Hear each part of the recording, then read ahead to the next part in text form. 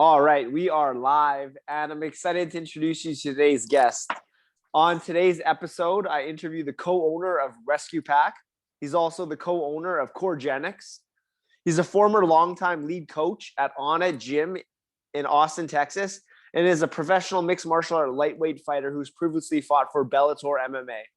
Welcome to the winner's circle, Sean Clements. Hey, man. Thanks for having me.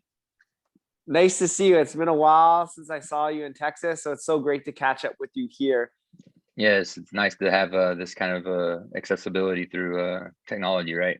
To be able to absolutely connect with people still. So yeah, it's awesome. It's a real blessing. It's a real blessing during a really chaotic time in the world right now with COVID, quarantine, lockdowns still happening. A lot of negativity going on in the world, but this podcast is the opposite. It's a very positive podcast. It's uplifting, inspiring, empowering. And I like to set the tone for that conversation with a really positive question. And that is this question here. What do you love about your world right now, Sean? What I love about my world right now, all the challenges. It hasn't been easy, so it makes me have to work harder to make things happen, right? Or not be complacent to where I'm at. That's what I love about my world right now. All the things that are going on around us is giving you like a little gut check to step up and be the person you're supposed to be, or sit on the curbside and let everything just pass you by. And I'm one to step up and start moving forward, because I don't want to sit back and be left in the dust. Absolutely. And that's always a choice. And I really like how you said how, there's challenges, but with those challenges, there's also opportunity, and you're choosing to seize those opportunities, because opportunities truly always are there if we choose to see them, to see them. Yeah. Yeah. See the positive outlook and everything, right? So you got to see the angles you can get into, where what you can offer everyone else, right? And find the niche for it. And I believe that's what we've done with our passion for the dogs that we have and rescuing, and then the passion for fitness and nutrition, and so really realistically helping people find a better suiting lifestyle for themselves and sustainable, right? So that's where we came about with what we've done so far. Which is No, that's huge. Yeah. So over the last year, you and your wife, Ashley, have created two new businesses. The first being Rescue Pac and the second being Coregenics. So let's take some time to just talk about that. Which one would you like to start with? Oh, we'll start with Coregenics, because we started that one maybe a month or two before we started Rescue Pac. Sure. But then again, we kind of started doing rescuing right as soon as the pandemic started. So we found a dog at the gym that I'm at now, Tiger ATX. He was a little like Stafford Terrier pit bull mix, and he had a half black face, half white face, and ended up naming him Solo, because we were all into Star Wars. We got married on May the 4th, which is coming up. So May the 4th be with you is a big theme for us. So we named him Solo because he was by himself, and we took him in. He kind of like kickstarted it, and he was actually a mascot in my garage as I had workouts and everything. He'd be in there while everyone was doing the classes, and everyone got to know him. So from when we just started doing that, then we started realizing that we had time to get into those kind of that kind of field, right? Something that we've been passionate about. So he was kind of like a test run for us to let's see how we could do it, and then we found a home for him, and then after that we started doing a little bit more, and then at the same time we just started Coregenics too. So we went and got our LLC and everything done with that, and then one day I guess I saw my wife in the computer room, and I walked up to her and I was like, let's go ahead and get this started. Let's get on the computer and let's start filing our paperwork to get this nonprofit started. Because nonprofit to me was going to be a little more challenging, because it's not the same as going and opening up a business, right? Because now we have to seek and show what we're doing is a good cause for people to be a part of and whatnot. Because sometimes people, I feel like there are nonprofits that start up that have it for bad intentions, and the reasons behind it aren't for just helping the animals or helping whatever cause they're in. So we really try our best to keep the alignment with the nonprofit. Like everything that we do goes towards that. all the revenue, all the money that we get goes to our animals and goes to helping educate others on like, you know, spayed and neuters, getting dogs vaccinated or whatnot. Like, we have so many ideas and things we want to do with this, as far as doing like going to affordable vet care areas and helping families that usually give up their dogs because they cost too much, because it's become too expensive, having days where we have, hopefully we raise enough money and get enough money into our organization that we'll be able to fund some of the vaccinations, some of the spades and neuters, so we can, like, you know, help people keep their dogs and also help keep the population from growing so much. Because dogs, when the dogs mate and they do all their deed, that creates, you don't know how many puppies will come out of a litter, and it can be from 1 to 12 or more, right? So depending on the dog.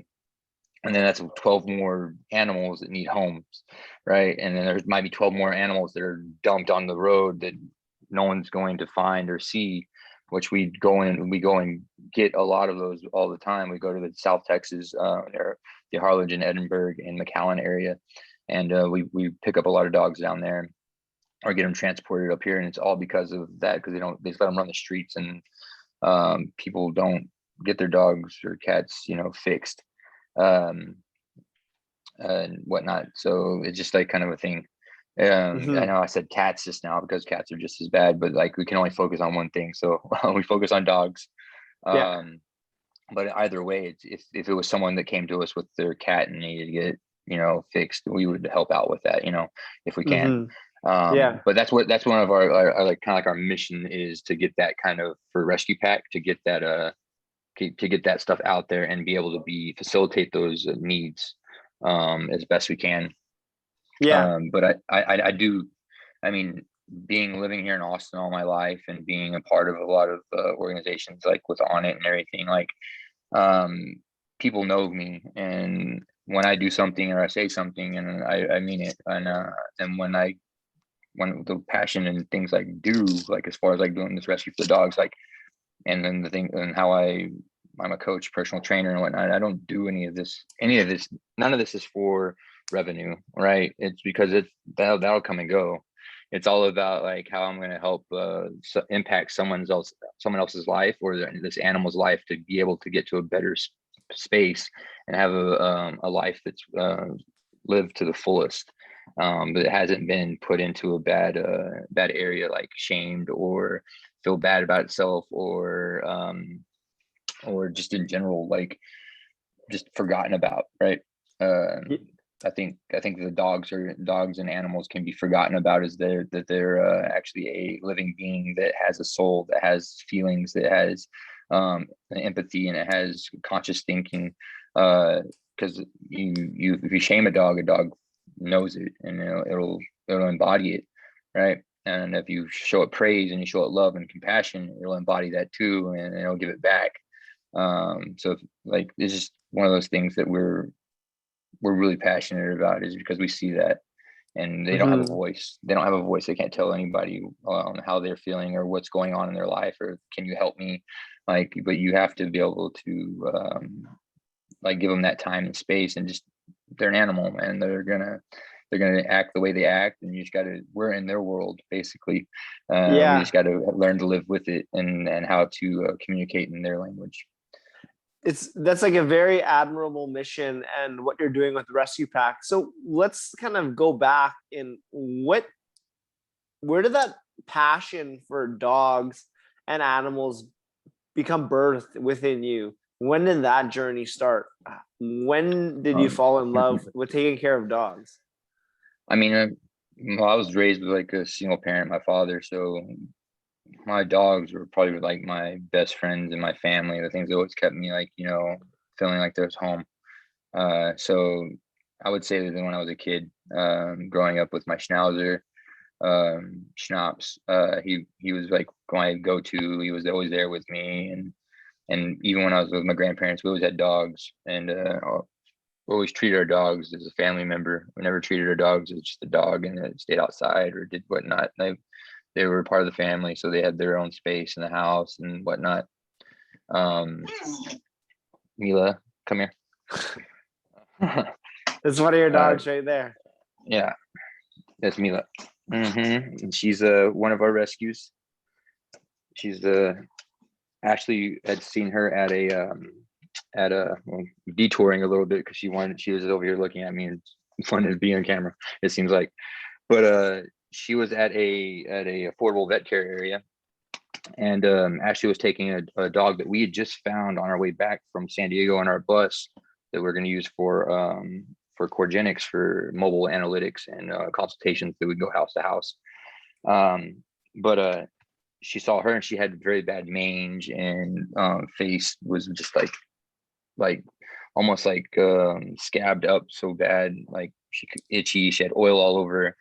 Ashley saw her, and she, and everyone else, like people around her, were just kind of like talking about the dog and like pointing at her, and actually like didn't.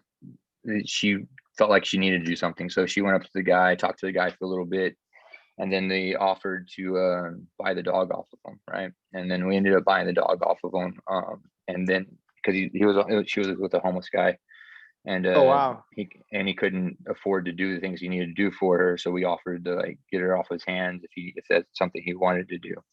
And Yeah. he was open to it, and whatnot, because one of their extra dogs, they had other dogs too that they were trying to take care of. So we took her so we could get her into, like, hopefully get her into a better home. But we've had her for almost like 8-9 months now. but now she's, if you go on our Instagram for Rescue Pac, we have an area where she's at on there, and you can see the progressions from when she had her mange, and then up till when she got fully, like, her fur was back and everything. Like, she went from like a little like ugly duckling to a golden goose, I guess you could say.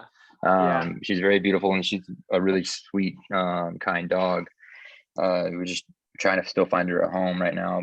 One of the things that has been like kind of hard is finding homes for certain dogs at certain times, because most everybody wants puppies, right? Yeah. Yeah. But Mila is still a puppy. She's about like 8-9 months old. But that was Mila. Now she went away. So how many dogs do you have like, I know you and Ashley have, I think when I was last at your guys' place, you had like 4 or 5 dogs. And so yeah, how many dogs do you have living with you now? And what do you do with what do you do with the rescue dog? Like, the rescue dogs live with you until you find a home for them? Some of them do at certain times. We usually will intake them right away, like some right away, depending on the urgency of it, right? When we see like this dog needs to get picked up or saved, like, because last week I went down to the valley to pick up 4 dogs because it was urgent. One was hit by a car and needed to get medical attention as soon as possible, and we're waiting for people to someone to bring them up there, and no one was going to do it. No one was saying anything, and it was getting close to getting dark. I want to get back home, get them here before it got too dark, and we can get them to a vet. So I drove down there. It was a 5-hour drive down, 5-hour drive back. So it took me about 12 hours to do all of that in one day.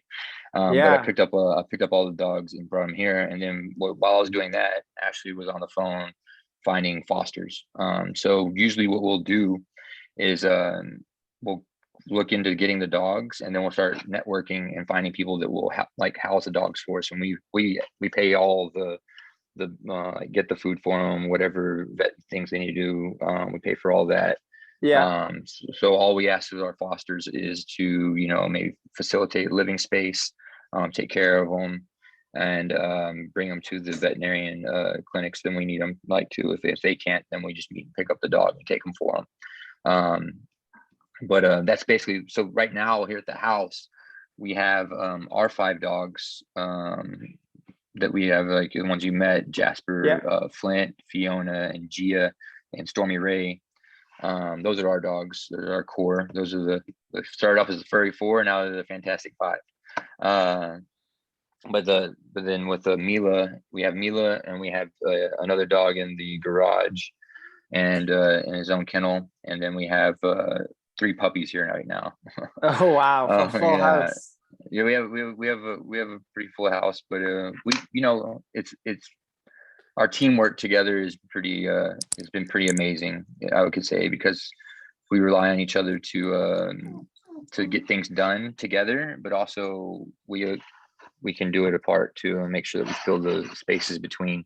And man, I couldn't imagine doing this with anybody else because of how hard Ashley works at this, and at anything we do. She puts a lot of effort into it, and it makes it sometimes a little easier. But I mean, I feel like I put the same amount of time and effort into myself. So us both doing that, it moves really smooth. I'm tell you that much. Like it's not as hard as people think. Yeah. It's actually quite easy.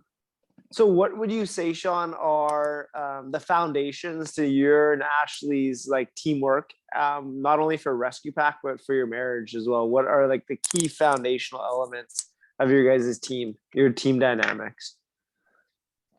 I would say the patience with each other, because we know things are going to happen, man. Like where you're going to, life's going to hit us differently at different times, and we're both going to need that time to reconnect with who we are and what we need to do.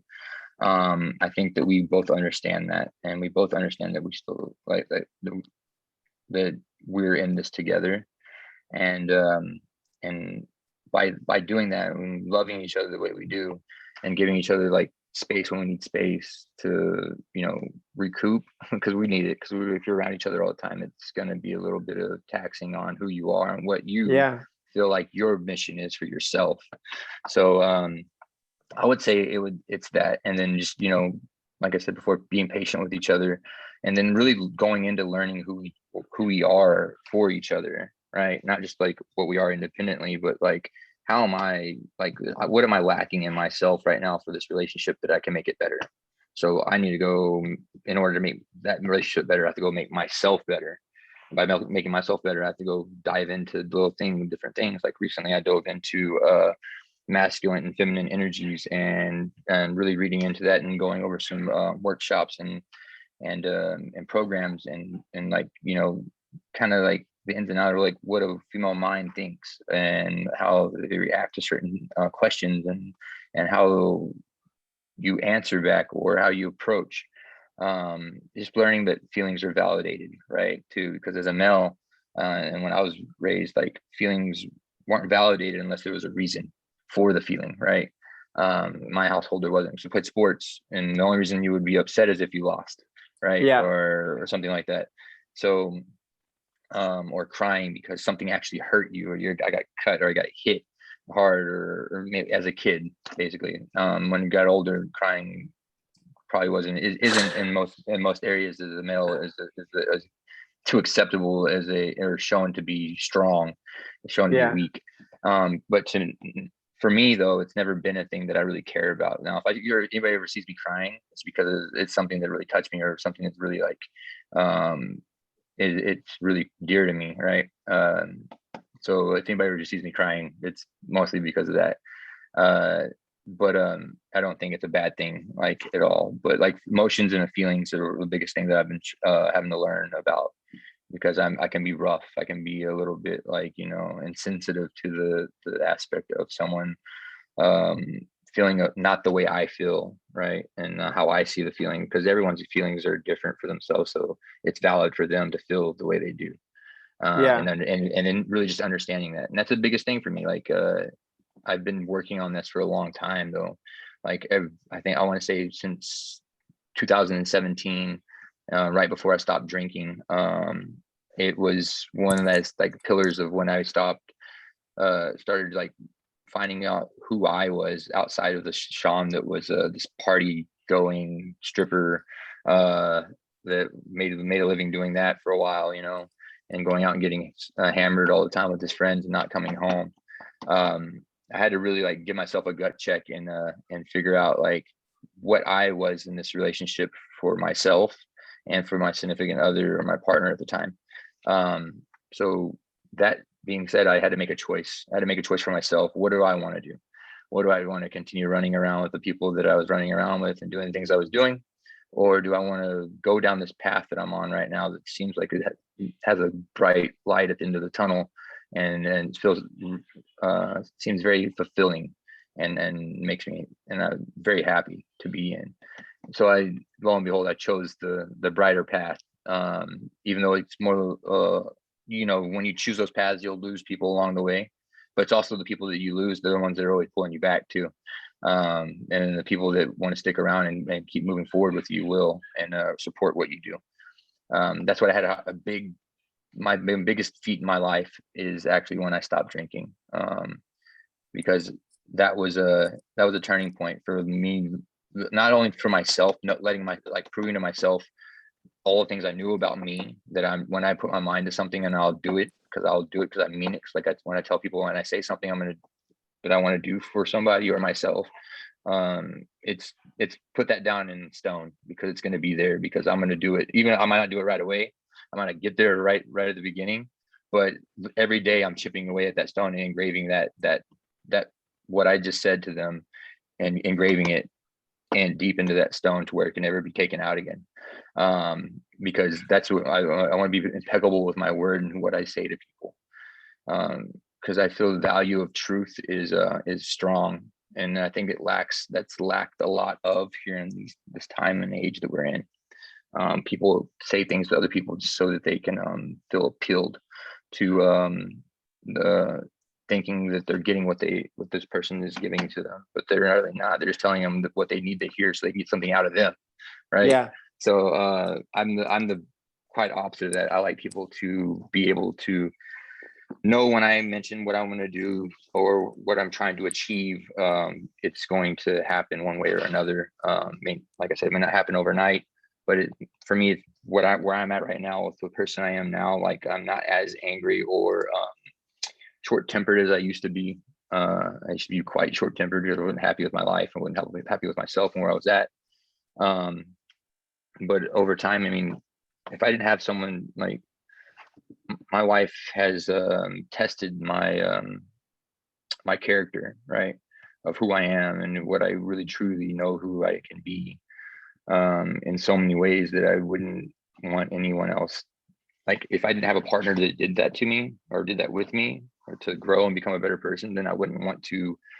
I couldn't be with them. I couldn't be with someone like we're talking about, someone's complacent with who they are and where they're at in life.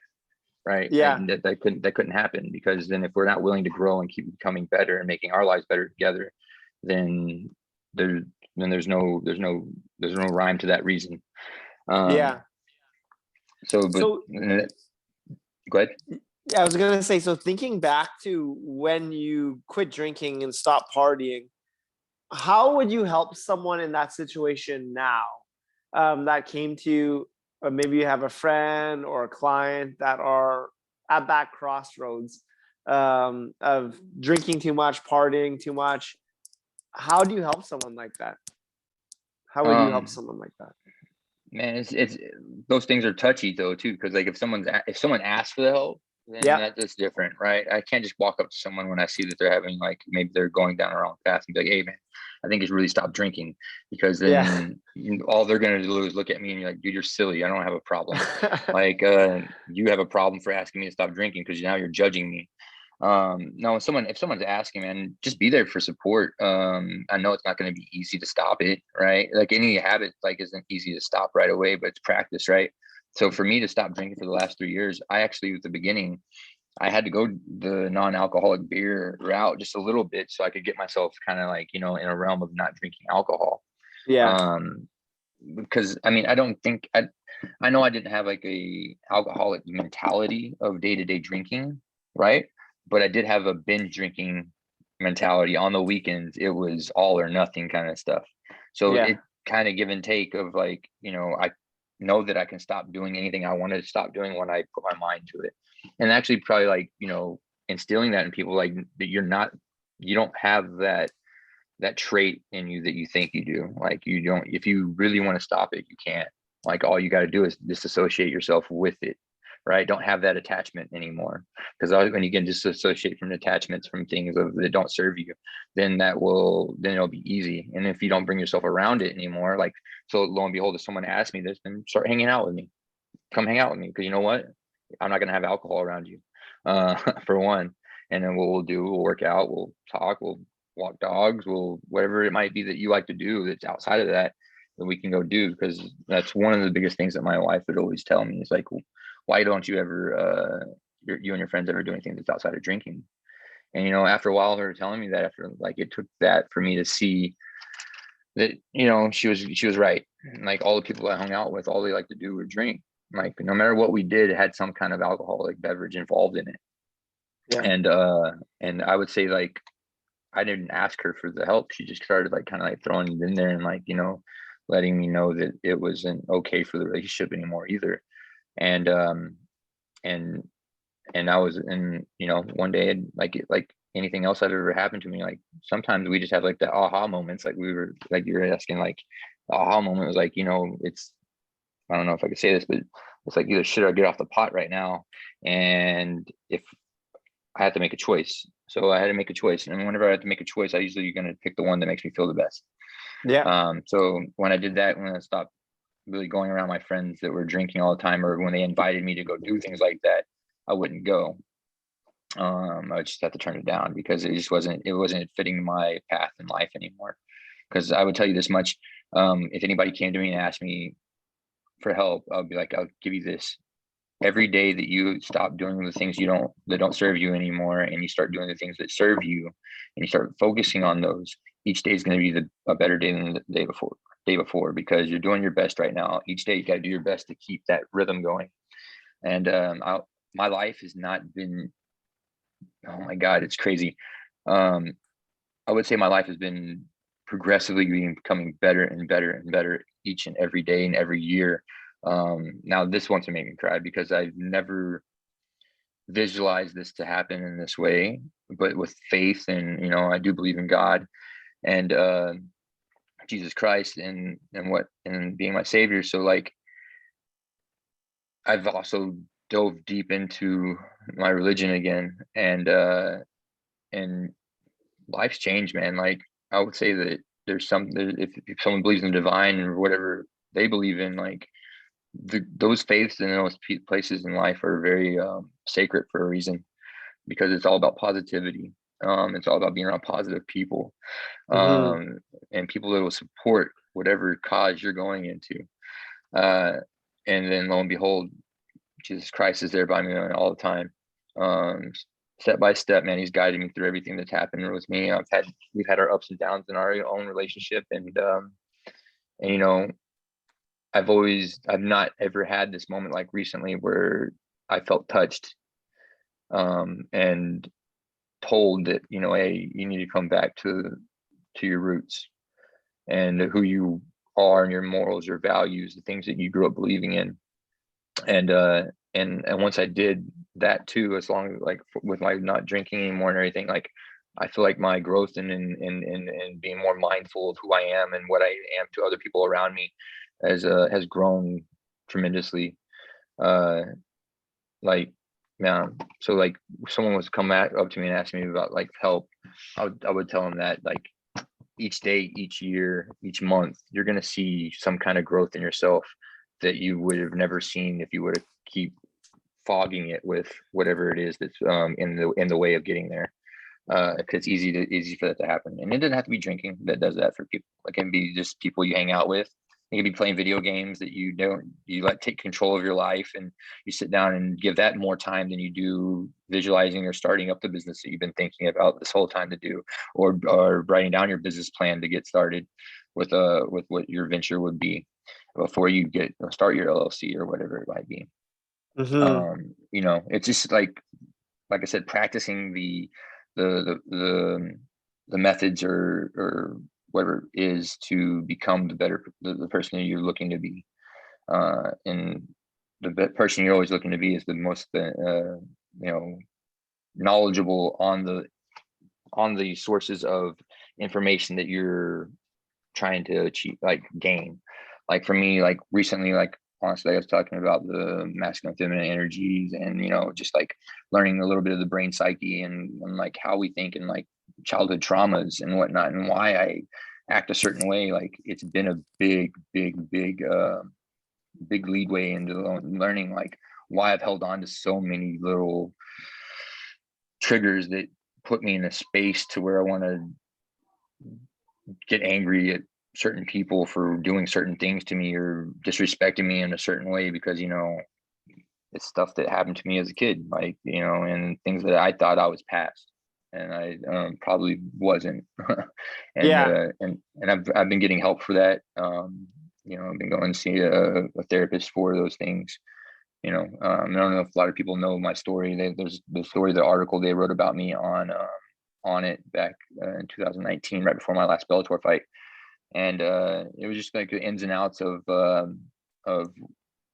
who I was as a kid and where I was going through life and where I got to now. How I didn't let it's not that I didn't let anything pull me down from becoming who I am. Is that I believe that God put good people around me as I was growing up to help guide me, but He gave me a choice to choose the people and take what they told me to my heart and soul and embody it and carry it with me through life. But I had so many, I didn't have, my dad was there, but like I had so many like surrogate parents, I guess you could say, growing up. Like my friends' parents were my parents at times, and my godmother, my dad's boss, was my parents at certain times. Like, and these people were all good people, and I was lucky to have that. Even though I was running the streets with my brother at night, doing whatever the hell I wanted to do from the age of from third grade and up. Like I didn't really have anybody telling me when I had to be home. Like Yeah. I was doing whatever I wanted. And my brother and I were going to a local bar, and my brother would make dream catchers, and he'd make them at home, and then we'd go to the bar, and I would sell them while he was hustling other guys and pool, making money. And I would go to the local grocery store and steal food for us because we didn't have money for it, and sometimes our dad wouldn't pay the electric bill or the gas bill, so we didn't have any way to make food, so there's still sandwich meat and bread and stuff like that for us. And then the biggest thing that what happened to me as a kid that I never told anybody about until recent was when I was one of my cousins, when I was a little boy, would take advantage of me. It was a girl. She would take advantage of me, and at the time I don't know any better what's going on, and I just knew that it felt good, right? But also was giving her what she wanted, but it wasn't something that I should have been doing as a 5-year-old or 7-year-old, right? Mm-hmm. The older I got, I never thought about them or never told anybody because I didn't want anybody to get mad at my cousin. I know her circumstances when she was a kid were similar. And I don't know why I thought like that when I was younger, and when I started getting a little bit older, it was mostly because I knew that, I didn't want to get anybody in trouble, and I didn't want to get myself in trouble included, because I would partake in that, Um, but yeah, so when I was in my early 5 to 7, maybe even up to 10 years old, I had a cousin that was sexually abused me, or molest. Mm-hmm. And and that's never really changed anything in who I am, but it did change a lot of ways I saw things as a kid. It did change my thought process with women, at an early age, which wasn't really healthy. Yeah, for sure. It's okay to have sexuality, but it's not as an innocent kid being innocent, thinking innocent. I'll go back to that, and I was like, that wasn't the way I should have been thinking when I was a kid. I lost a lot of innocence through that. So now, being older, I do what's it called? I do character building workshops, like I try to do, like you helped me out with once before. Yeah. The real reason I do those things, and the reason why I told my story about what happened, was because I know that I'm not the only kid out there that was quiet, that didn't say anything. And I know there's a lot of kids that those things might be happening to right away, and it's not getting someone else in trouble or getting yourself in trouble, but if it's happening and you're an adolescent, then maybe you do need to talk to somebody, because you don't want to wait too long until you get older and you start, or something happens to where you just break down on it, or Yeah. it changes you, or it keeps happening and this person does more to you, or abuse, anything. I just want to be like a little voice, and even though I'm this big, I don't see myself as a big masculine man, but from the outside looking in, people look at me and probably see this person that's rock hard and doesn't crack or do things that make them seem like things are wrong in his life. like, dude, I have a lot of things that have happened that I don't share. I feel like those things that I didn't share made me a quiet shell of a person too. Made me shy, made me insecure about who I was and who I could be for a long time. Me opening up and speaking my truth about what happened to me has brought a lot of light to who I am right now. And I want to empower that into our youth that may have things going on like that too. And it could be other things, you know, like parents aren't showing up for you, man. What is it? What can we do? What do you need? I mean, I know that sometimes parenting can be, I'm not a parent myself yet, parent dogs, but like, I know that it's not an easy road to be. You're not going to be a perfect parent for everything you do, but I do believe that parents should always take accountability for what they do in front of their kids, and what they say in front of their kids, and how they show up for their family or their kids, because the way they show up for the family and kids is how that child is going to show up in life for their family or kids, depending on how they take it, right? Like myself, I saw my dad doing all these things that he did, and I was like, no, I don't want to do that. Like, it's not the type of person I want to be. So I'm not gonna be like my father. I'm gonna try and do things differently than him, right? And I'm grateful for that mindset that I had, because I could have been like, fuck it, you know, that's how things are, that's how people are. And but like I said, like the people that were putting around me and the morals, going to church and doing the things I did, like it made my mindset, and knowing that treating people in a certain if I treat this person this way because that's the way I want to be treated, like I will get the love and respect that I'm looking for, because I'm giving it back, right? And then as long as I'm receiving it back from that person, then I know it's reciprocal, and it's like and it's mutual.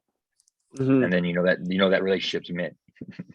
Yeah. So yeah, no, I totally hear you. So how did you go about healing your childhood traumas? One way is like you're talking about it. You're bringing light to it, and you're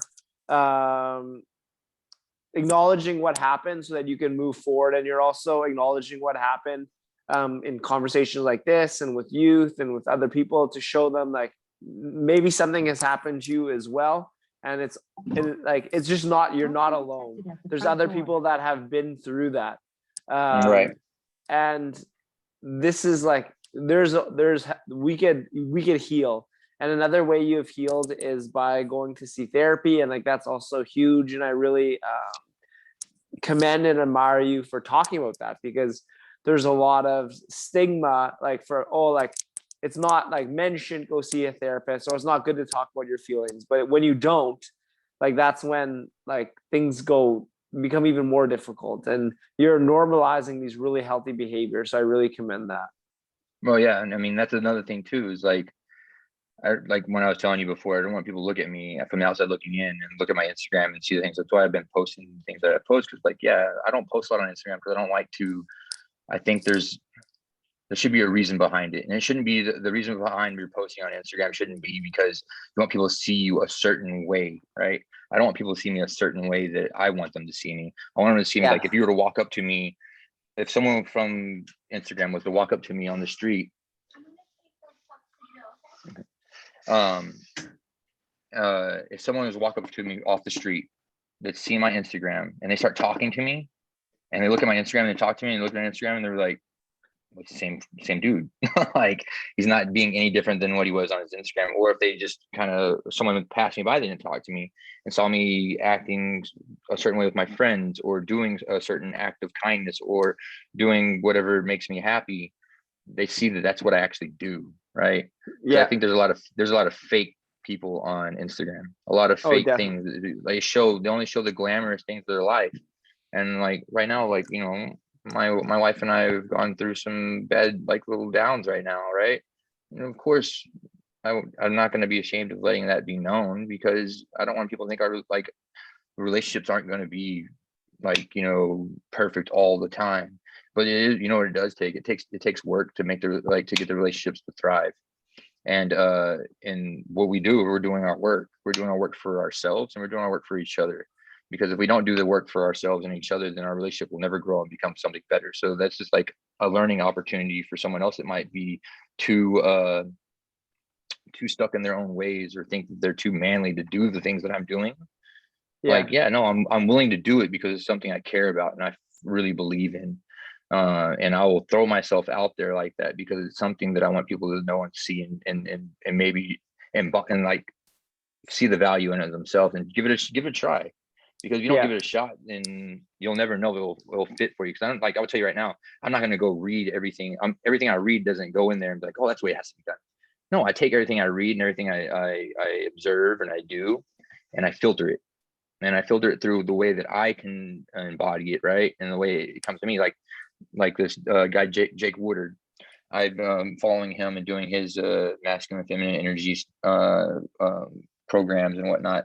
And I really connected with him because of his child upbringing and the way his father was with him. Yeah. Right. And I do get that. And that's how and he's real about his approach, and I'll listen to people talk. And then if I hear them talking, I know we're all on our own journey, but if you're going to be a leader or guidance towards something of that nature, you have to be on that path. You can't just be in the path for yourself, like what we were talking about before about the people doing nonprofits just because they're looking to make money off of their nonprofit versus actually going toward the cause. You like, as if you're trying to be a guiding source in anything, you have to live the life. You have to live the life, but also be it too, and practice what you preach. Because if you don't, it's hard to follow someone. Like for me, like I play sports and I consider myself a leader on a team because I show up and when I make a mistake, I own my mistakes and I do better, right? I don't go in there and try and one up everyone around me to make myself look better. Like everyone on my team is just as equally as good as me. It's just who's gonna win it. I might not show up one day. You might show up when I don't show up, and you might do like I might blow my assignment, but you might be right there behind me and pick it up for me. So you guess what? You just got my back today. That's what I'm all about. Like a team having each other's back, and no matter what, if it's singular, like when I fight, I fight in the octagon by myself. But without the people around me that I have around me to get me ready for the fight or in my corner, they're the ones keeping all that together for me and like say like, hey, you're doing this wrong, you're doing that wrong, we can see we can adjust. Like that's where we come in. They're not trying to like one up me or something like, or another teammate that I train or spar with isn't trying to go beat me up every time I go and spar with them, right? They're letting me train, they're letting me work. They might be a little hard with me and put pressure on me, but they're letting me evolve and develop, right? Not trying to like be my friend or be my teammate and then always try and stay above me, never let me grow, right? So like I'm trying to say is like I feel like a leader or anybody in that realm should always want their friend, pupil, whatever it is, either get to their level at some point, but always some like, hey, if they're learning from you and they're younger or something, they have more time on this earth to surpass you, then that's what you want. That's like the biggest thing is like whatever someone takes your information and evolves it. That's actually a big like that's kudos to what you just did, because not only did you just give someone the information that you learned, but they were able to take that information and make it into something that was a pathway in it that no one else thought of. Right? If you wouldn't have given it to them, that would have never happened. So yeah. And in the process, everyone grows, everyone learns, right. Everyone grows. And that's so important. Let's get back into your work with youth. So like I had the privilege to join you on a few of your classes you did for a variety of youth, but you had a tough youth. You got yourself in trouble. You had a lot of challenges to overcome, and you're wanting to give back to young people today, so that they could see some hope, so they could see some light that maybe not would have been there. Why do what do you love about working with youth? Like, why do you want to do that? I think it's more or less like paying it forward to the people that did that for me as a kid. Like, because like the reason I do a lot of things that I do, because I love myself and love the person I've become from what everyone else the time, like, because like when someone puts time into you, they're putting an investment in you, right? And that investment is not money. It's not nothing that's going to get them anything value back, but it's an investment to see you grow and be a better person, right? And like with my wife, all that she's invested in me to being the person I am today, or of seeing the good person that I am, I'm going to pay that back in full by showing up and being the best version of myself each and every day. It might not be I'm not trying to backtrack on anything, but so for it might not happen the same every day, but I'm always going to grow and be better, because I don't want to disappoint the people that put their time and effort into me. Because I don't want to, because we only have a short amount of time in this earth. So for me to give back to the kids is like maybe not every one of them is going to pick up something that I say to them or whatnot, but there's going to be one or two kids in there that are going to be like, you know, this is what I want to do. This is where I want to be. This is a good space for me. And then later in their life, you know, I became a professional fighter when I was looking to become a professional football player. All right. Like sometimes our paths don't go the way we think they're going to go. As long as if you're an athlete and you stick to athletic things in life, you never know where you'll go with it. Right. Yeah. So that's what I mean. Don't sell yourself short is basically what I tell the kids, like, because like it's also like anti-bullying, because what we do is like the kid that's sitting next to you right now, when they become an adult, you don't know what they're going to be doing in their life that if you're picking on this one kid, this kid you're picking on one day might be the CEO of this big company that's hiring people, and then you go apply for it, and then well, guess what? You're sitting on the other side of him one day, and he has a decision to make. He can either be empathetic towards you and say, hey, you know, what happened when we were kids, I'm going to throw that under the rug. I'm going to give you a chance. I'm going to give you a chance to be the person I know you can be. Or that kid that was getting picked on can be like, you know what? I'm sorry. You did me wrong all my life, and I'm not going to sit here and let you be a part of something that I'm trying to grow. Right. So you have these things. It depends how you treat people and what you do from a young age up until your adulthood, because you don't ever know when you're going to meet them again. And it's like if people believe in karma can come back. Right. Mm-hmm. I do believe in being good to people, because like I feel like I've gotten to the place in my life and where I'm at, and when I got to Onnit and the circle of friends, the people that I met, because every one of those people in my circle, I always let them know and that I will be there for them if they need me.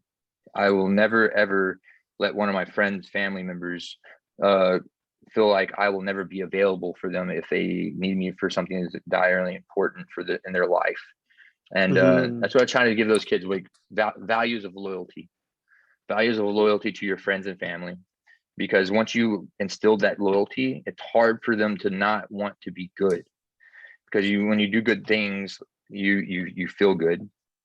Not only when you feel good, your friends and family that put that time into you to give you their knowledge and take you to the ballpark or take you to church or do these things with you, all that time wasn't wasted.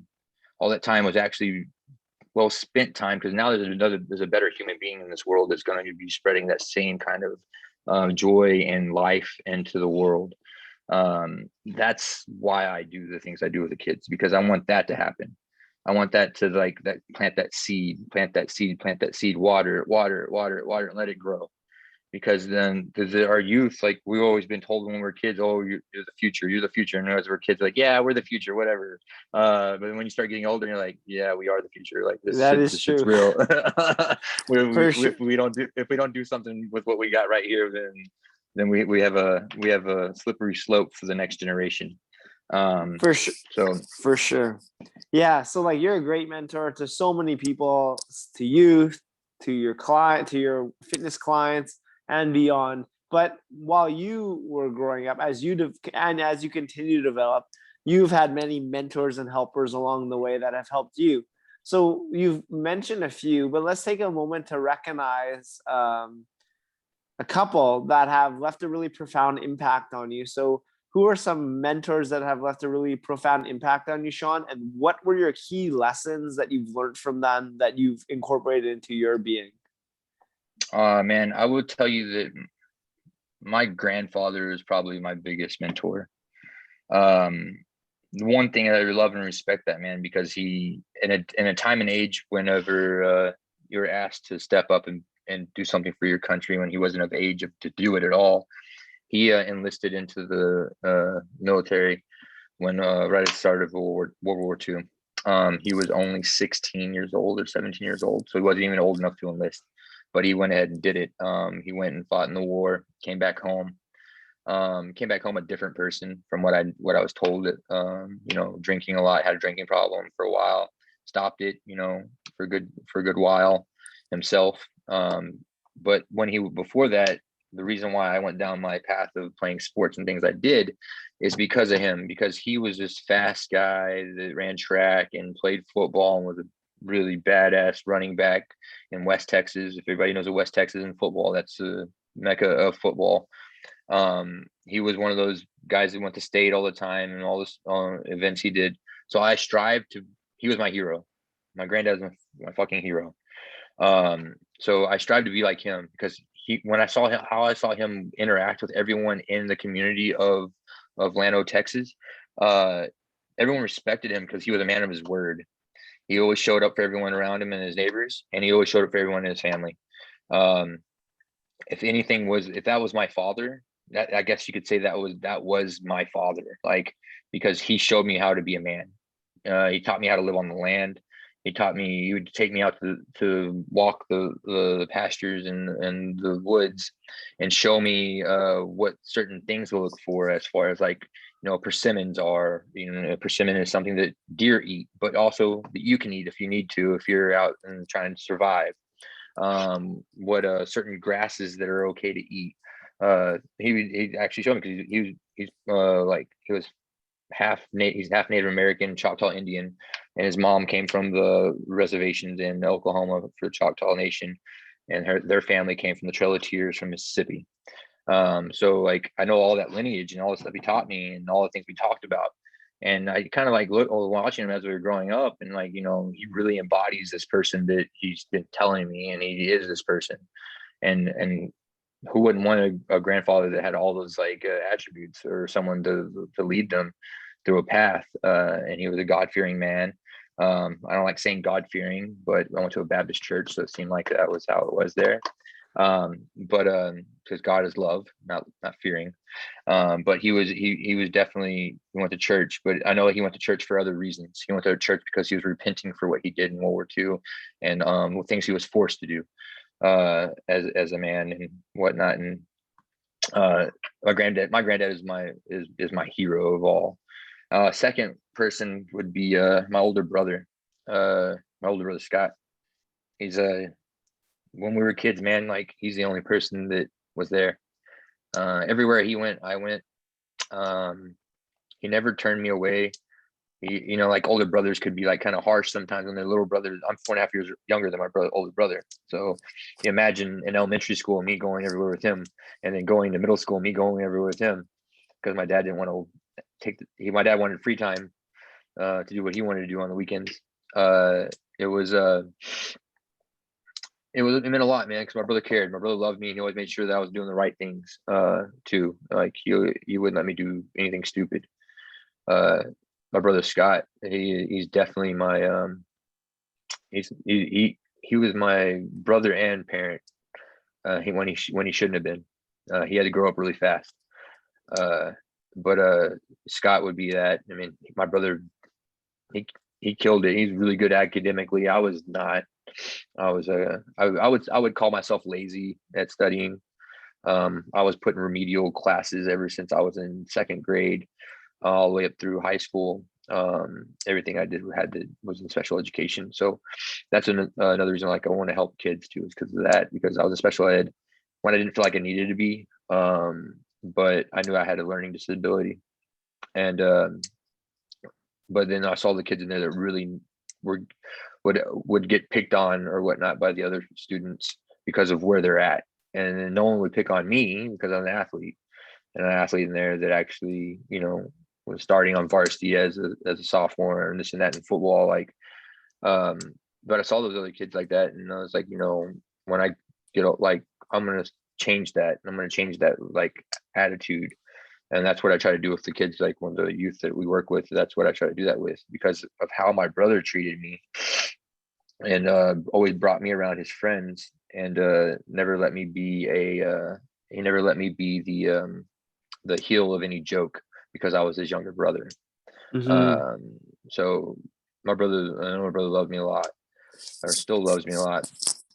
Scott's dude, like he went from high school, they went in great baseball player, and then he went to college, played baseball in college, and my brother played third base, and he pitched. He could throw a 93-mile-an-hour fastball, and now he has his wife and his son, my nephew Brighton, who is he's taller than me, taller than my brother. My brother's 6 foot, and he's taller than both of us already, and he's a freshman starting on varsity. So my brother, so looking at my brother now, and then lo and behold, when I'm able to have my own kids or I adopt or whatever it might be, um, and looking at my nephew and like seeing how my brother has become this father that our father was never for us, right? Um, is very like, now that's my other hero, because he went from no parents to living in shitty conditions and no money, to making something of himself and having a family and having this life that we only wished to have had when we were kids. And it's wonderful. Like I love seeing it, and it makes me happy that to see my brother. It makes me want to strive for that same area. He always puts it away. He always puts the benchmark for me to try to achieve, right? But like one day I'm going to surpass him, like with what I do. And that's what I tend to do, because like when I started working out, it's because one day he looked at me and we're doing something, and he was like, "You're always going to be like smaller than me. You're my little brother," like being a big brother jokingly, right? And I thought in my head, and I was like, "No, no, no, that's not going to be right. I'm going to play. You play baseball. I'm going to play football. Football players are bigger than baseball players, and also I'm faster than you, and I'm on track." So what I did, I started working out, and I'm actually a lot bigger than my brother now, like as far as like definition and size, because I actually stuck with that mentality ever since I was a kid, because of how he challenged me to being something different, like to Yeah. be better than him. And maybe he meant to do that, maybe he didn't. He was just joking. But what he did was he sparked a fire in me. He was like, you know what? I'm not going to be the little brother. I'm going to be the big brother. And then and that's what I did. So I'm always chasing him, but I always know that I'm going to pass him at some point. In Mm-hmm. some ways, right? But he's doing like what he does with my nephew and everything is going to be different from what I'm going to do with my family. But I know that we both are, from seeing how he raised his son and how he has his and him and his wife and everything. I know that when I have a family of my own, it's going to be healthy, because what he's done is all the bad shit. And this is my mentality on this too. All the bad shit that our parents did, and all the things that we've been hanging on to, like childhood traumas and everything that I've been gone through, that haven't really released, or like just set with. I don't want my next generation to have to live with that ever, or hear it from me, or or feel my anger of it in me still going at them, because that's not fair. My kid, or the adopted or fostered child, um, my wife, my friends, my family, nobody should feel that pain from me. I should at some point, I'm going to leave that behind me. And when I start my new family, that's the new generation. Those kids that I raise are going to don't know that. They're not going to grow up with that kind of stuff. Mm-hmm. That's my end game. That's like my goal, is because I want a better life in that retrospect. I want a family. I want a family aspect, support, love, showing up for them all the time, even when they don't think you're going to be there. You're there. Um, and that's exactly what I'm seeing my brother do, and I know it's achievable. So Yeah, no, that's so powerful, Sean. And your grandfather and your brother both seem like amazing men. And the qualities that you've listed, that how they inspired you, like you embody those yourself. And both of them, I'm sure, are very proud of you. I know my brother is, and I hope my granddad. I know he's the one that him and my stepmother Terry. I know that they've been by my side. My grandmother, they've been by my side for a few things that I shouldn't be here for right now. I would be talking to you right now if I rolled, like, I don't know if you heard the story about me rolling my car about Yeah. when I was first started working on it. I would go out and strip on Thursdays and make some extra money down at the bars. And I would get really drunk for it because, it's not something that I would tend to want to do, for myself or do that. But I did it because I had to make money.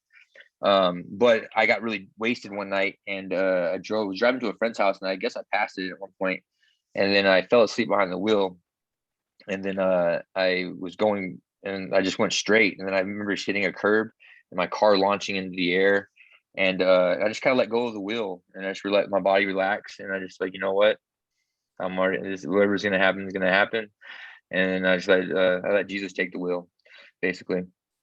But I believe my guardian angels were around me at that time, because my car hit and it rolled 3 times in the weeds and shrubs, and then it stopped maybe like a centimeter from a light pole, or a telephone pole. Didn't even touch it. And then I was upside down in the car. The roof of the car, I had my seatbelt on, and I rolled down the window for some odd reason right before I did all that. The roof of my car was dented in. If I wouldn't have had my seatbelt on, my head would have been, I would have been fucked. I would have been knocked out. Yeah. And not only that, I left my car in that same spot for 3 days. For 3 days, I left my car there. So I probably wouldn't be here right now if I didn't have something looking out for me, or I had a greater cause or purpose for being here on this earth right now. Because that's what, like, I try to, like, embody, like, be a good person. Because if you're a good person, like, the bad things might come and happen, but you won't get the worst end of it all the time. It might feel like the worst end, but I think not being able to fulfill and serve your purpose here fully is the worst end of it, because we all have a purpose here to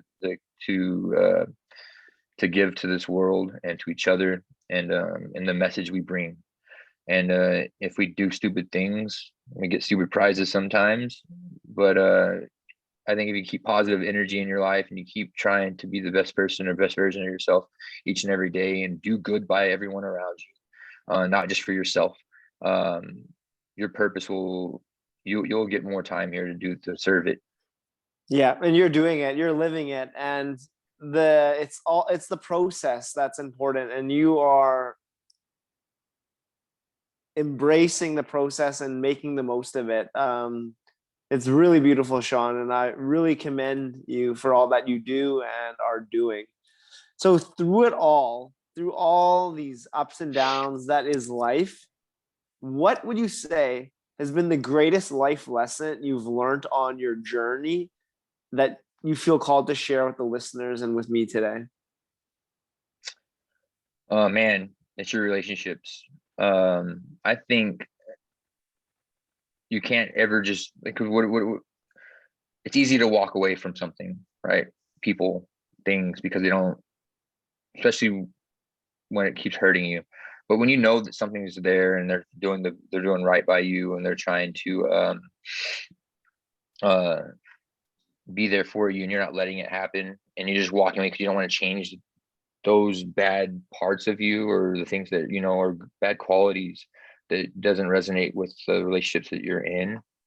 I think it's like working on those things, because every relationship in your life, be with a significant other, family member, friends, brothers, sisters, pets, like, you just can't walk away from something and think it's never gonna it's gonna fix it. Because if you don't work on yourself for a relationship, doesn't have to be the one you're in, for a relationship, if you don't work on yourself, that problem is going to happen again. Yeah. And you're just going to keep walking away from everyone. So I would say working on yourself for your relationship within yourself, the relationships around you. That's the biggest thing, because once you fix, or you find those resolutions inside of you, the relationships around you start building and becoming stronger, especially the ones that want to stick around you. They see what you're doing. I feel like that's the biggest thing, because our whole existence is relationship. Our whole existence, because we're all connected, right? So we be positive energy with what we do for ourselves, and become positive, then the positive people come around you. And then you can attract that a little bit more. I would say working on your relationship with yourself, working on a relationship with yourself, and then from that you'll get the relationships you're wanting to have around you, and people want to come around you because of that person you're becoming. That's the biggest life lesson that I've come to terms with, and kind of always wanted to be this person anyways, because I always knew I was maybe not accepted myself for who I was, because I don't ever brag about myself. I don't ever boast. You don't see me talking about my accolades on Instagram, because I don't feel like that's necessary, because other people have other accolades they're achieving that are good for them. And I want them to hold that high, because that's their achievement. And I feel like every achievement's worth that gratitude. But lo and behold, it's working on yourself to make your relationship with yourself. That's the biggest thing. That's so powerful. Amongst all, you've shared so much amazing wisdom. So thank you for all of this. And this brings us to my final two questions. So every episode I ask each guest a final two questions. And it's that point now. So here they come. The first of these two. In 3 words, how would you describe the experience you're having on this earth? Man, 3 words.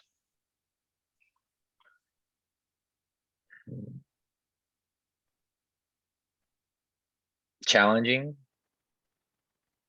persevering, and triumphant. Oh yeah, those are great ones. Thank you for those. The next question, I'm going to play around with time. I believe we're all magicians. We have an inner magician within us all that can really create the reality in which we experience. So I'm going to take us out of this reality in the here and now, and I'm going to transport us into the future. We're going to be alongside an 85-year-old Sean Clements, and I want you to picture this 85-year-old Sean in your mind. What does he look like?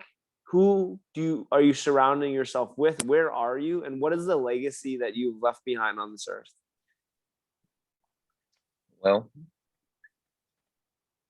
the person that I want by me through all of that is the person I have with me now.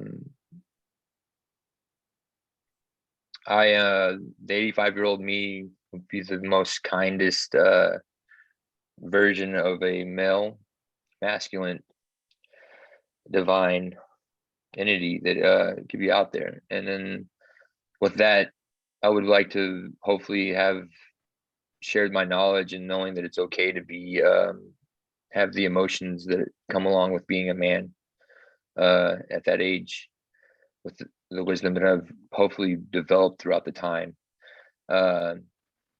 because men need to treat women with more respect, right? And treat other people with more respect. Don't like, I wanted my legacy my legacy behind it to be like have all that in mindset, because just because you're a man doesn't make you stronger than everybody else or make you even better, more empowered. I feel like men in general lack leadership in those departments of what it is to be a real man. And that's what the kind of legacy, like, I think there's a few other people out there that I know that really drive that, ingrain that. And, we all know Tim Kennedy, right? He's one of the toughest, roughest dudes out there, but he also is, he's also started a school, and with his school, he's like teaching kids and men, and youth what it is, like morals of respect and how to be appreciative of life. Mm-hmm. So that's what kind of legacy I want to leave behind, is the kids that I work with and things like that. Like, that's the legacy, that we're here, we're all in this together, and we are here to help our feminine lead them through this life and help guide, right? Because our feminine is going to help us too, right? Mm-hmm. They're going to help us get to where we need to go. Because as a masculine male, I'm going to get a little bullheaded sometimes, and it's going to take my feminine to ground me and be, hey, slow it down a little bit. Let's try this path. Yeah. And it's going to take me as a male to take that guidance from my feminine to this path. As an 85-year-old man, my wife is still going to be my equal. She's always going to be right there next to me, and whatever decision she wants to make, and she feels strongly about it, as much as I feel like my decision and where I want to go with it might, have been doing it this whole time this one way, and she's like, hey, let's try it like this. Let's give it a shot. Let's go do that. You know why? Because you have a point there, and it makes sense. And let's go do that. Let's go do that, because you just have just as much say in what we do in life together as I do. And that's what, like, I think that's what most young men and women kind of don't see men doing. They don't let the woman kind of take lead on certain things.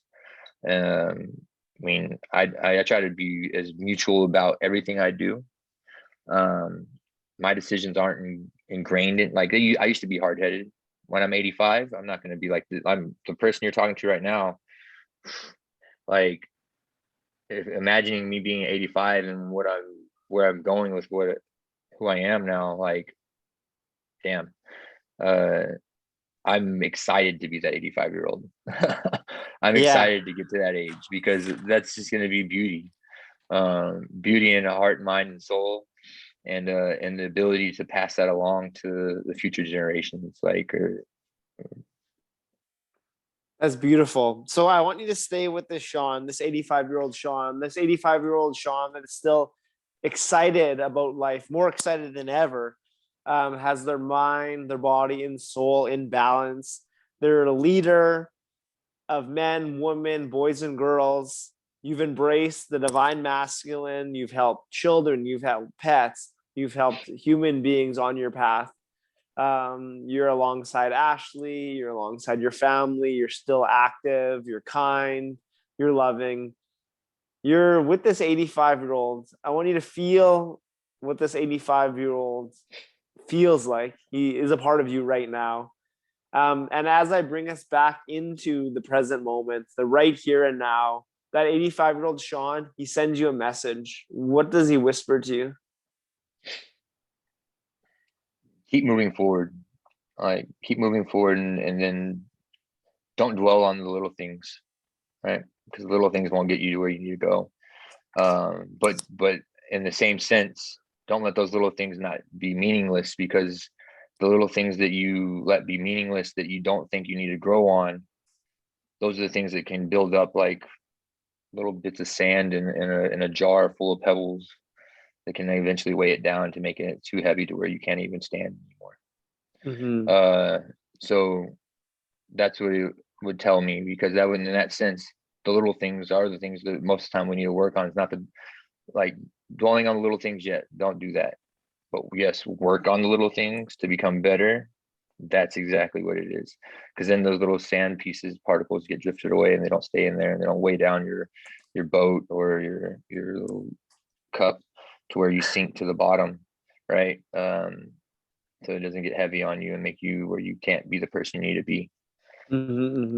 Well, thank you so much, Sean. I'm so grateful that we had this opportunity to connect, and I really appreciate you being so vulnerable, so real, so honest in this conversation. And those listening can't help but be inspired by things you've said, and just by you in general. I'm so happy to hear how far you have come and how you continue to evolve each day, and every time we connect, you are just continuously improving, continuously serving, continuously giving back, and always doing your best. So I thank you again for your time. To close, where can people find you? So if they want to train with you, if they want to connect with you, if they want to connect with Rescue Pac, if they want to foster a dog, if they want to learn more about Coregenics, what's the best way to get a hold of you? So we do have all those handles on Instagram. We have Rescue Pac. It's at Rescue Pac, rescue _pac.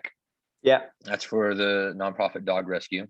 And then Coregenics is at Coregenics, all one word, on Instagram. And then I'm not gonna I'm never gonna give up my my Instagram handle.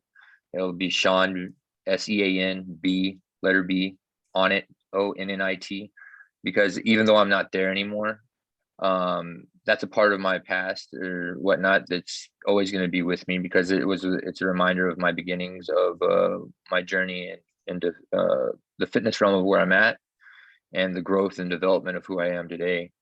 I do give Onnit a big praise and love, and to Aubrey himself as well, for always believing in who I am and what I could become and achieve.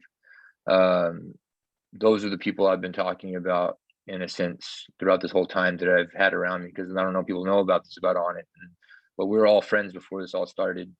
And it was how I showed up in our friendships that I got this opportunity to be where I'm at today. Mm-hmm. And that's where I'm grateful, and I respect and I honor the time I've had to be a part of that entity. So that will, if I'm allowed to keep that, I will keep it. Yeah. Because I don't need to change that. That's who I am. People know me. Yeah, absolutely. And this episode will be released in April, the end of April. And you have a 6-week program coming up on May 10th at Tiger ATX. So if people want to train with you, there'll be details about that. You'll also be hosting a Wim Hof session with Shireen Youssef, who is one of our guests, on May 8th and 9th. So there's so much great things coming for you in the upcoming weeks and years and decades ahead. So thank you so much, Sean. To close every episode, we bring our fist into the winner circle. Oh, let's do it. Let's do it. Boom, right there. It's a choice we can all make. And it just starts with listening to that heart and moving forward, taking a step in the direction and just embracing that process, enjoying the journey. Right. And always stay humble and kind. No better way to end the conversation than that. Always stay humble, always stay kind. Thank you so much, Sean. Mm-hmm. Yeah, you too.